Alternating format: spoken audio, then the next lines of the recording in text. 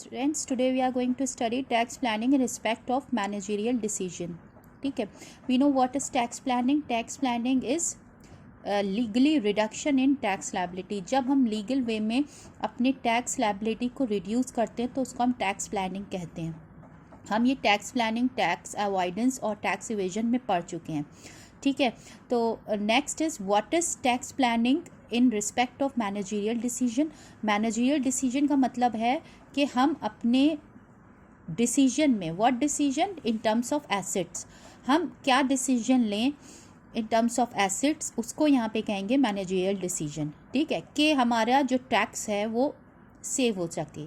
ठीक है, हम टैक्स प्लानिंग कर सकें लीगल वे में. ठीक है, now in terms of assets क्या है, when in enterprise manager decides कि whether he should purchase the asset. ठीक है, वेदर उनको एसेट को परचेज करना चाहिए या उसको लीज पर लेना चाहिए एसेट को. ठीक है, नाउ इसी मैनेजरियल डिसीजन को हम यहाँ पे देखेंगे, पढ़ेंगे कि टैक्स प्लानिंग इसमें हम कैसे करेंगे कि whether to purchase an assets और to take it on lease या रेंट पे लें. ठीक है, मतलब here manager has to decide, उनको ये डिसाइड करना है इन टर्म्स ऑफ एसेट. यहाँ पे बात हो रही है इन टर्म्स ऑफ एसेट्स का मतलब है कि एसेट के टर्म्स में कि क्या एसेट को परचेज करना चाहिए या उसको रेंट पे लेना चाहिए. रेंट मीन्स लीज पर लेना चाहिए कि उसका टैक्स प्लानिंग हो सके. मतलब टैक्स प्लानिंग मतलब रिडक्शन इन टैक्स लायबिलिटी हो पाए. ठीक है, तो फर्स्ट ऑफ ऑल एसेट को अगर ओन किया मतलब परचेज किया तो ओनर हो गया एसेट के. ठीक है, इसमें हम देखेंगे क्या बेनिफिट्स मिलेंगे. ठीक है, नेक्स्ट हम यहाँ पे देखेंगे एसेट को अगर लीज पे लिया है, रेंट पे लिया है तो क्या बेनिफिट्स मिलेंगे. ठीक है ना, देन डिसाइड करेगा मैनेजर कि whether he should purchase an asset और he should take it on lease, rent पे ले या परचेज करे. तो लीज क्या है, lease is an agreement where right to use the asset for a specified period of time is transferred for rent. ठीक है, जब लीज क्या है, एग्रीमेंट है जहाँ पे एसेट को यूज़ करने का राइट ट्रांसफ़र किया जाता है for a specified period of time. ठीक है, and is transfer for rent. ठीक है, रेंट के लिए ट्रांसफ़र किया जाता है कुछ स्पेसिफाइड पीरियड ऑफ टाइम के लिए. Only right to use transfer किया जाता है. ठीक है ना, not the title of ownership. Without the title of ownership, when the right to use the asset is transferred for a specified period of time without the transfer of ownership, without the transfer of title of ownership, so that is called lease agreement. ठीक है, तो here owner is lessor. ठीक है, and Lesi कौन है, जो rent पे लेगा एसेट को. तो ओनर क्या करेगा, अपनी एसेट को ट्रांसफ़र करेगा. ठीक है ना, without the transfer of ownership. ठीक है, for the specified period of time for rent.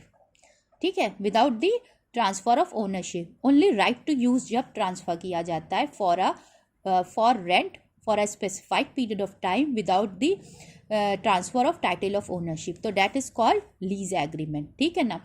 now mister x हैं, वो चाहते हैं बिजनेस को स्टार्ट करना. ठीक है ना, उसके लिए उनको ज़रूरत है एसेट की. ठीक है, तो क्या फैक्टर्स वो अपने माइंड में रखें कि जिससे वो रिडक्शन कर पाएँ अपनी टैक्स लायबिलिटी का, टैक्स सेविंग कर पाएँ. ठीक है, तो अगर उनकी कैश पोजीशन उन बेटर है, मीन्स उनके पास सफिशिएंट कैश है, तो वो उसको परचेज कर लें, या उनको वो बोरो कर सकते हैं reasonable rate of interest. Money borrow कर सकते हैं रीज़नेबल रेट ऑफ इंटरेस्ट में, तो वो उसको बोरो कर लें. ठीक है, if cash position is better then asset should be purchase whether on installment, cash और ऑन हायर परचेज. अगर कैश पोजीशन बेटर है तो वो उसको कैश में परचेज कर लें या इंस्टॉलमेंट में कर लें या हायर परचेज में कर लें. इन दिस केस क्या बेनिफिट उनको मिलेगा. ठीक है, if cost of asset is not deductible in computation of income. मतलब जो cost of asset है, उन्होंने जो परचेज कर ली एसेट को, तो उसकी जो कॉस्ट होगी वो कंप्यूटेशन ऑफ इनकम जब हम करेंगे, प्रॉफिट एंड लॉस अकाउंट बनाएंगे, तो उसमें उसका कोई डिडक्शन नहीं मिलेगा. मतलब जो इनकी इनकम निकल के आएगी उसमें हमको कोई भी डिडक्शन नहीं मिलेगा कॉस्ट ऑफ एसेट्स का, मतलब that is not deductible in computation of income. Income में डिडक्टेबल नहीं है एसेट की कॉस्ट, ठीक है। इट मीन्स टैक्स लायबिलिटी यहाँ पे इससे कम नहीं होगी, ठीक है ना।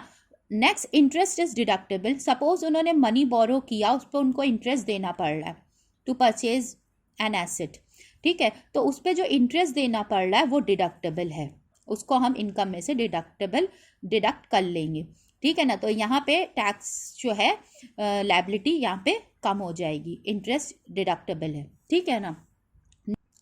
अगर मिस्टर एक्स ना के पास सफिशिएंट कैश नहीं है ना, वो बोरो कर सकते हैं रीजनेबल रेट ऑफ इंटरेस्ट, मतलब रेट ऑफ इंटरेस्ट हाई है, रीजनेबल नहीं है।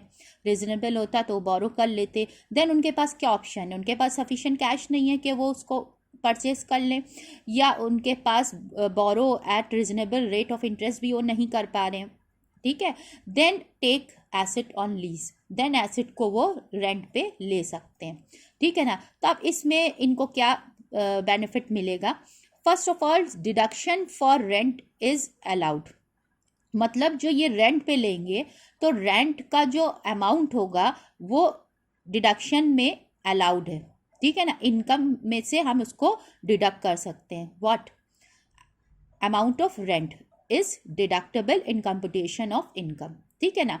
ना व्हाट इज डेप्रिसिएशन का क्या होगा। डेप्रिसिएशन अलाउड जब होगा जब एसेट को परचेज किया जाएगा, या हायर परचेज किया जाएगा, या इंस्टॉलमेंट में लिया जाएगा। हमने देखा डेप्रिसिएशन कैश में परचेज कर रहे हैं तो अलाउ होगा, हायर परचेज में कर रहे हैं तो अलाउ होगा, इंस्टॉलमेंट में कर रहे हैं तो अलाउ होगा डेप्रिसिएशन। डेप्रिसिएशन कब अलाउड नहीं होगा, जब एसेट को लीज पर लिया जाएगा रेंट पे, तब इनकम में से डेप्रिसिएशन अलाउड नहीं होगा, ठीक है ना। जब लीज पे लिया जाएगा तो डेप्रिसिएशन अलाउड नहीं है, ठीक है। Now assets on which depreciation is not allowed, कौन से एसेट पे डेप्रिसिएशन अलाउड नहीं है। लैंड पर, क्यों, because the life of land is unlimited, ठीक है। लैंड पर डेप्रिसिएशन अलाउड नहीं है, ठीक है ना। तो जो एसेट ऐसे हैं जिनकी लाइफ अनलिमिटेड होती है, जिन पे डेप्रिसिएशन अलाउड नहीं होता है, उन एसेट को बेटर है कि परचेज कर लिया जाए, ठीक है ना। सो वो एसेट्स जिनकी लाइफ फ्यूचर में अप्रिशिएट करती है, ठीक है, तो उनको परचेज करना बेनिफिशियल रहता है। तो हमने यहाँ पे क्या पढ़ा, हमने यहाँ पे पढ़ा कि मिस्टर एक्स को एसेट परचेज करनी है तो उनको डिसाइड करना है कि उनको उसको रेंट पे लेना चाहिए या फिर उनको उसे परचेज करना चाहिए। परचेज अगर करते हैं तो परचेज करने पर जो उनकी कॉस्ट ऑफ एसेट्स है that is not deductible in computation of income. जब इनकम निकालते हैं तो उसमें कॉस्ट ऑफ एसेट जो है वो डिडक्टेबल नहीं होगी। हाँ, अगर उन्होंने कोई लोन लिया है उस पर इंटरेस्ट देना है उनको तो वो डिडक्टेबल है इन कंप्यूटेशन ऑफ इनकम, ठीक है। नेक्स्ट हमने देखा अगर वो लीज पर लेते हैं तो लीज पर रेंट डिडक्टेबल हो जाएगा, रेंट जो देना होगा उनको, ठीक है। डेप्रिसिएशन का क्या है, डेप्रिसिएशन जो है एसेट पे डिडक्टेबल होगा, इनकम के कंप्यूटेशन में डेप्रिसिएशन डिडक्टेबल होगा। कब होगा, जब एसेट को परचेज किया गया है, कैश में किया गया है, हायर परचेज में किया गया है या इंस्टॉलमेंट में किया गया है, ठीक है। डेप्रिसिएशन इज नॉट अलाउड, कब अलाउड नहीं है, नॉट अलाउड का मतलब क्या है, not allowed in deduction of computation of income, मतलब इनकम जब हम निकालेंगे तो उसके कंप्यूटेशन में टैक्स डेप्रिसिएशन को डिडक्ट नहीं करेंगे, ठीक है ना। किस केस में, जब एसेट को लिया गया लीज पर, मतलब रेंट को पे लिया गया है तो उस पर depreciation is not allowed in as deduction in computation of income, ठीक है ना। ना एसेट्स हमने देखा on which depreciation is not allowed, land पर जिनकी वैल्यू फ्यूचर में अप्रिशिएट करती है उन पे डेप्रिसिएशन अलाउड नहीं है, तो उन एसेट्स को बेटर है कि मैनेजर उसको परचेज कर लें, ठीक है ना। Okay, means that should be purchased. Okay, thank you.